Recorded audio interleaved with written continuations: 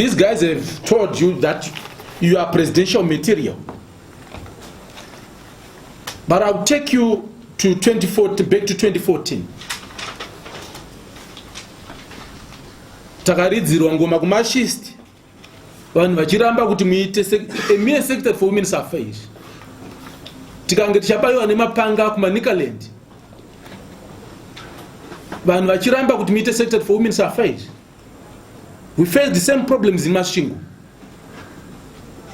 In Mashonaland Central, we had to stand so hard kuti mungoita secretary for women's affairs.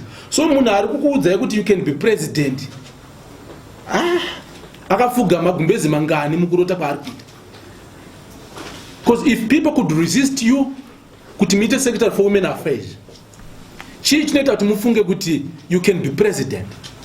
Mambunyanyoita chii?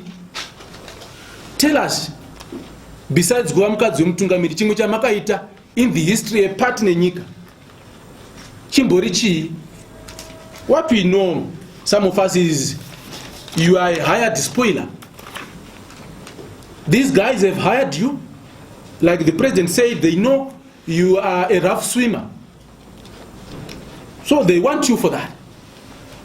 Which is why they are even ready to bankroll your live broadcasts. But chandoda kuti nditaure kwamuri nhasi ndechekuti touch not the successor. Zvimwe zvese zvaana Queen B zvitaurai nyambo dzenyu izvo. But touch not the successor. Because it's not about the individual you are attacking, it's about our future. It's about the future yevana vedu. So even kana kuri kutamba pane pakunotangira nekuperera. But if you think you can sustain the game, then move to your next rally. But one thing for sure is Zanu PF will be no more. Because that will spark resistance isingaite party.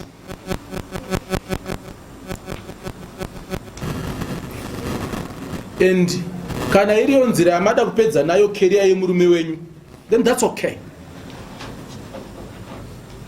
Now we had Malema saying Zanu PF comrades are a bunch of cowards. But in his statement he says, Mugabe madi kusirawo kana mukadzi wenyu nevana venyu. Tozotanga kutaura masiya kuti no, zvaiva right eroro wrong. And mimi amai motofunga kuti sure because Malema adaro, motofunga kuti zvinoita. From Malema we had Chipanga coming in to say, after this Mugabe, we have another Mugabe. We know this is the reason why you said Togarepi. Because Togarepi was not ready to stoop so low. So you had to bring in this seasoned bootlicker in the name of Chipanga. The same Chipanga I rescued at Mazoe. Musinga mude, asinga todi ndikamumanikiza kuconfessa.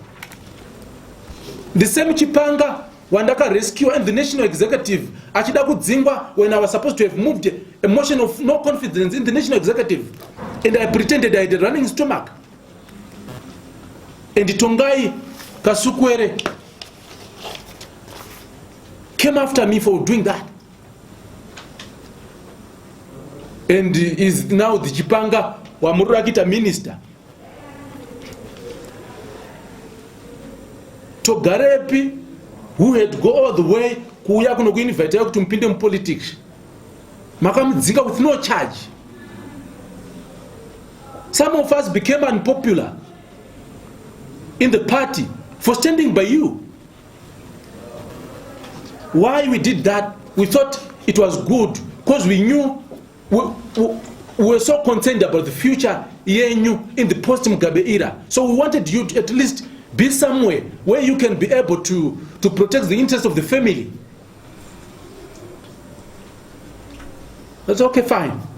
I think, fine, that's your right. My advice to you Mama is sit down and relax.